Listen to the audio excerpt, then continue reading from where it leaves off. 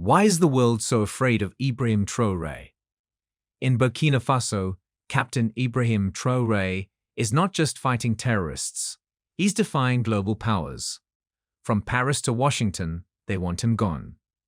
Inside his own country, political elites and traitors plot against him. Across Africa, even some leaders fear his rise. Why? Because Traoré's only crime is putting Burkina Faso first, reclaiming national pride, rejecting foreign domination, and refusing to bow. But Traoré is not backing down. He's building a powerful secret security network to defend his vision for Burkina Faso. Today, we reveal the new system Traoré is putting in place, and why powerful forces are desperate to stop him before it's too late. This is the real battle for Africa's future, and Ibrahim Traoré is at the front line. In just 2 years, no other African leader has escaped more than 15 murder attempts. Traoré has been on high alert since the day he assumed power in Burkina Faso. No peace, no repose. One coup attempt after another. This goes beyond politics. It's war. A war against a guy who stands for something much greater than a state. A man who has turned into a threat because to his beliefs rather than his oppression. Some claim it's just the way military rule works. Then you could wonder why other Sahelian military chiefs haven't encountered this degree of peril. Chad, Gabon, and even Niger and Mali. This level of internal intrigue and outside pressure has never been experienced by any of their leaders. What distinguishes Traoré then? Not all he is a soldier. He is not merely the president. He represents a revolution. He is the unofficial leader of the AES coalition.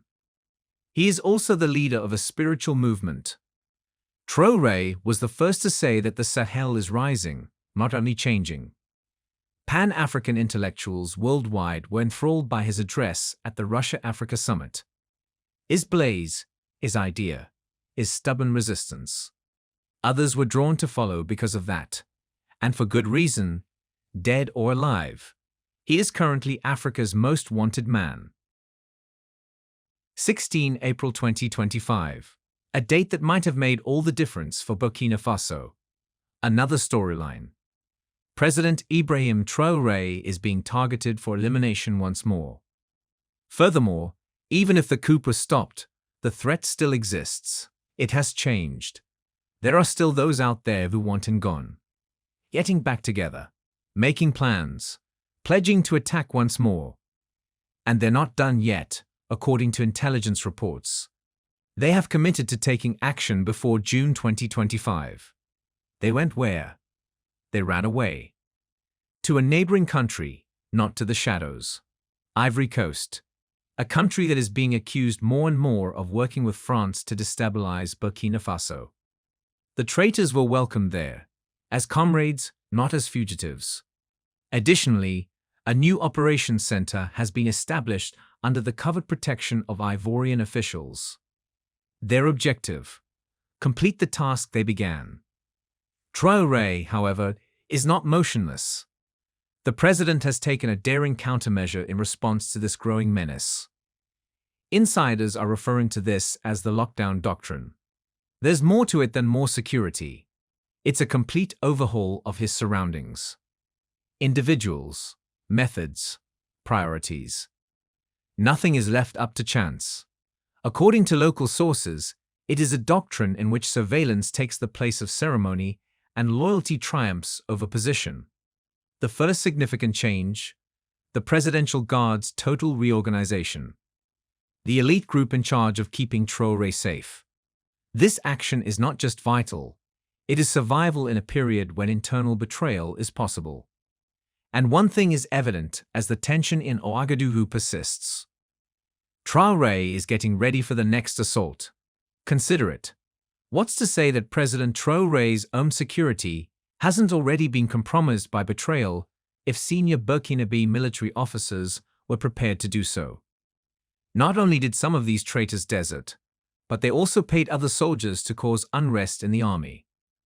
Some of those soldiers could have been members of the Presidential Guard itself, and Traoré cannot afford to take that chance. Traore took bold action to defend the country and himself. He has reorganized the presidential guard entirely. Teams were reorganized, suspicious people were discreetly kicked out, and only those who had shown their loyalty were allowed to return. However, loyalty alone was insufficient. Each new hire was subjected to a thorough and intrusive screening procedure. Their educational records, familial ties, political views, and even foreign relationships were examined in great detail, going well beyond standard background checks. Every possibility was explored. The uniform could only be worn by people who successfully completed all stages of this investigation. The Presidential Guard is more than merely a light these days. It is dependable, carefully chosen, resilient, and devoted. Traoré didn't stop there, though. Barry Abd remains to reveal the nation's communication systems, another significant weakness. Due to this antiquated infrastructure, traitors were able to covertly provide enemy forces with critical military intelligence. The loophole has been closed. With the introduction of encrypted systems intended to identify and monitor questionable transmissions in real time, Traoré has completely redesigned Burkina Faso's communication infrastructure. Any military personnel who dares to collaborate against the state or leak intelligence will henceforth be apprehended. They won't be given another chance this time. President Traoré has activated a previously inactive tier of defense in response to the growing threats. Previously concentrating only on external threats, the Office of Internal Counterintelligence has now been revived. Its scope has grown with a new mission. It now looks inside rather than only observing from the shadows outside Burkina Faso's boundaries. No one is exempt, including local police chiefs, province commanders, and cabinet ministers. Their loyalty is being questioned, and their political affiliations are being scrutinized. And people are reassigned if it is discovered that they have opinions that differ from President Traoré's vision. Both the capital and power are far away. This can appear excessive, even paranoid to some. However, paranoia is survival in an area where betrayal frequently originates from within. History serves as a harsh reminder. The revolutionary icon Thomas Sankara was betrayed and terminated by his best friend and fellow soldier, Blaise Compaoré. That has taught Traoré a lesson. He's resolved not to do it again. Traoré isn't merely strengthening his grip, though. Few people outside of Burkina Faso fully comprehend what he's doing, which is even more unusual: his covert weapon. Traoré formed a civilian militia, a volunteer defense group composed of common Burkinabe residents who were prepared to fight for their nation's future as soon as he took office. The Volunteers for the Defense of the Homeland, or VDP, is their name. This organization was established to defend villages from terrorist assaults and was well-trained, equipped, and devoted to Traoré. They have now developed into something more, though. An additional line of defense for the country, a barrier between chaos and humans, a force unaffected by the colonial allegiances that some traditional army members still harbor. Add your voice to the total liberation of Africa by leaving a comment in the comments section below. Do not forget to like and subscribe for more informative videos like this one. Let's proceed. Traoré is recasting the DDP as a shield around the revolution itself, rather than just as village defenders, in the wake of the most recent coup attempt, and possibly the last defense for the man who has come to represent it. The VDP has been reorganized and mobilized, and it is now spread throughout Burkina Faso, with strategic locations at important military and administrative hubs. They are more than just standing watch, though. They have evolved into something greater. What's their new mission? Be watchdogs, like spies, notifying the president personally of any suspicious activity or odd behavior. Now, Traoré's eyes and ears are spread throughout the country by these fervently committed civilian defenders. Any attempt to plot, organize, or betray will be discovered early thanks to their presence. What started out as a volunteer militia against terrorists has evolved into an internal immune system that can react quickly to internal threats. Traoré didn't stop there though. The Ministry of the Interior has quietly started a new biometric tracking program as a result of his directive. It appears to be a nationwide registration drive.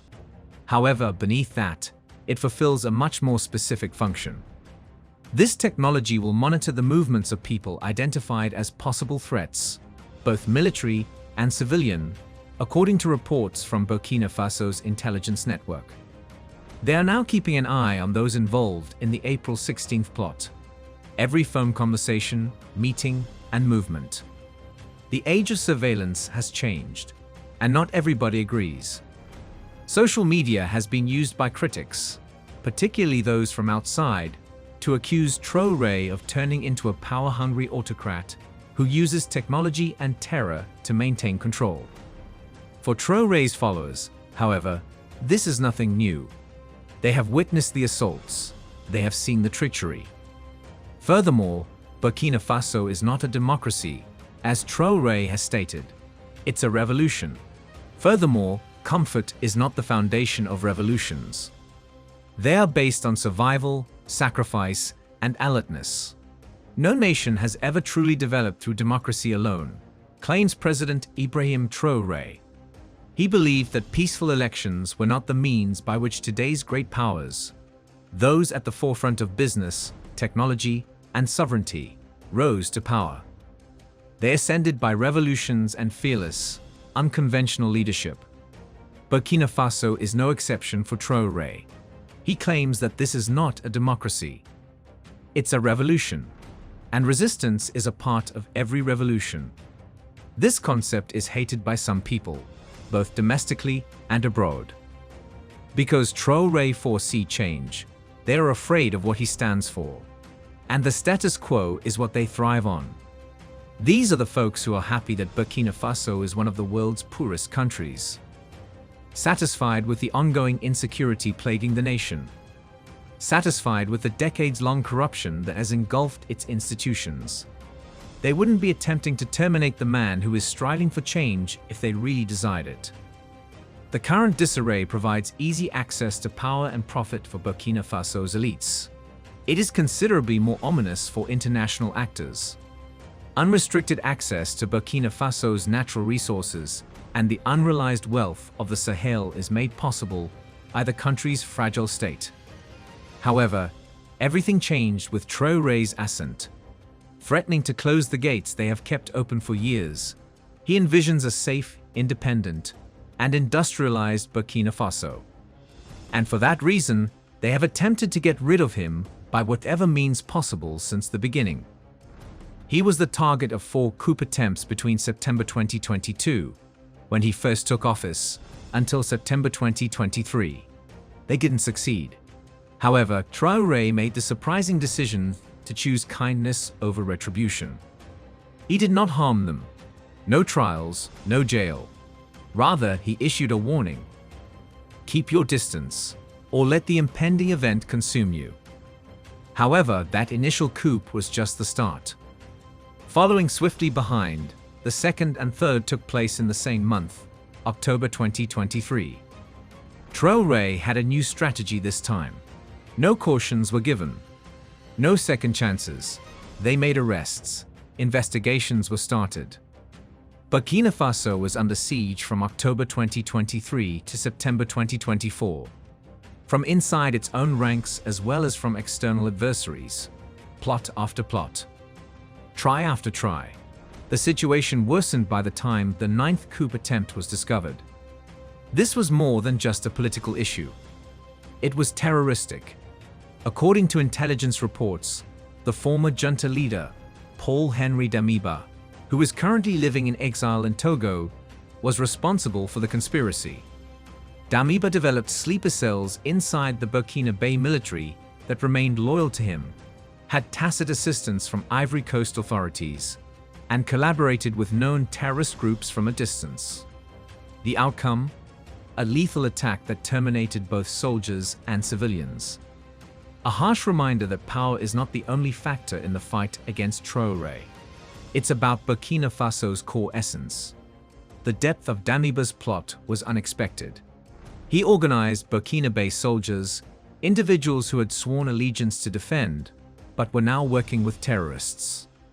They planned an attack on Bartolago, a strategically important town perilously near the capital, Ouagadougou, using secret military intelligence. It was a vicious attack. Numerous servicemen and citizens lost their lives. The town collapsed. However, this was not merely a military attack. It was a psychological maneuver designed to cause discord within the military, challenge Traoré's security reforms, and weaken his authority. The final objective: mutiny, anarchy, breakdown. However, the plan didn't work out. A few of the conspirators were taken into custody. The others dispersed. More attempts have been made since, and they've all failed. However, they all have one thing in common: fingerprints from another country. External players frequently appear behind the scenes, escalating instability, financing opposition, and weaponizing treachery. Traoré's recent security update isn't merely a precaution because of this. It is a strategic requirement. Because politics is no longer the issue here. It's not personal. It's war. A conflict with unseen adversaries, in opposition to traitors, against the system that has long benefited from the pain of Burkina Faso. Furthermore, Traoré views self-defense as more than just a matter of survival. It's about standing up for a future vision, a future in which Burkina Faso achieves its independence. I find it quite disheartening that someone like Traoré, who is working to effect genuine change, must take such drastic measures in order to remain safe. Why are people unable to simply let him to accomplish his goals? His work is clearly going to be difficult. He is fighting both domestic strife and terrorism. How can the war against terrorism actually be successful with all of that going on? Even more annoying is the fact that threats aren't limited to physical harm. The media is also attacking Traoré in a big way. And to be honest, that could be much riskier. The power of the media is enormous. It influences people's thought processes. One comment from a well-known source can spread suspicion, rage, or fear among millions or even billions of people. Regretfully, those who wish to see Traoré go are aware of this and are taking advantage of it. It seems like Traoré has been singled out more than any other leader lately. Not only was it criticized, but it was continuously tarnished by false information. His appearances in Western media are consistently unfavorable. These reporters seem to have selective recollection. On the other hand, it might not be so shocking. Ultimately, they are merely promoting what is advantageous to the West. The audacious charge that President Traoré is using Burkina Faso's gold to defend himself was made by the US commander of AFRICOM only a few weeks ago. Really? We are all aware that's untrue. Actually, Traoré has made it a point to use the nation's wealth for the good of the populace rather than for his own benefit. And let's face it, isn't it his right, even if some of that gold was utilized for security? He is always fending off dangers. Why does every time an African leader chooses to defend his nation, the United States feels compelled to interfere? However, it doesn't end there. According to another article, Traoré is using the wealth of the country to profit himself. To be honest, that's absurd. We have witnessed the manifestation of corruption in Africa. While their people suffer, leaders live in luxury, travel in private aircraft, and shop in Paris. Traoré, though, he's not made of that stuff. We would see the signals if he were stealing. His clothing, the ostentatious automobiles, and the enormous residences would all display it. However, none of that is true. Traoré continues to wear basic clothing. He doesn't drive for show, he drives for necessity. He maintains his sense of groundedness in every way. Not to mention that he would be traveling all the time like so many others if he were actually enriching himself. However, he isn't. He remains in Burkina Faso, dealing with the issues, interacting with the populace, and carrying out the actual labor. You don't see each other very often, and that's precisely the reason they fear him. This is merely another desperate attempt to incite opposition to President Traoré. Let's face it. There was a time when headlines around the world said that Traoré was slaughtering members of the Fulanis, a particular ethnic group in Burkina Faso. They claimed that he became so irate that he refocused a military plan on the Fulanis. That assertion, particularly among Burkinabe residents in France, it provoked demonstrations. Some even went so far as to call for his resignation. However, it was all false, much like the charges of corruption and gold. The Fulani people were never singled out by Traoré's administration. Journalists within Burkina Faso, who are the ones who live, breathe, and walk those streets every day, would have covered the campaign if it had existed. However, they didn't. Rather, those promoting this story are not domestic. They are media outlets, commentators, and purported analysts who have never visited Burkina Faso. Despite this, their voices are the loudest. Here's the problem though. As Africans, we cannot afford to ignore this type of false information. We have an obligation to ensure that the truth is heard. Stories published hundreds of miles abroad cannot be allowed to control our diasporic brothers and sisters, such as the Burkinabe in France. Despite his flaws, President Traoré is one of the few presidents who is genuinely working to bring about change for the entire continent of Africa, not just Burkina Faso. This revolution might finish if Traoré is ousted from office or, worse, terminated. Let's also be truthful. We may not see another leader like him for years or maybe decades. Tell us what you think in the comments section below. We explore the rich history, culture, and the ongoing struggle for sovereignty in Africa. Join us in this important conversation by subscribing to our channel. By subscribing, you're not just staying informed, you're becoming part of a movement dedicated to reclaiming Africa's rightful place on the global stage. Hit that subscribe button and turn on notifications so you never miss an episode. Let's work together to spread knowledge and inspire change. Thanks for watching.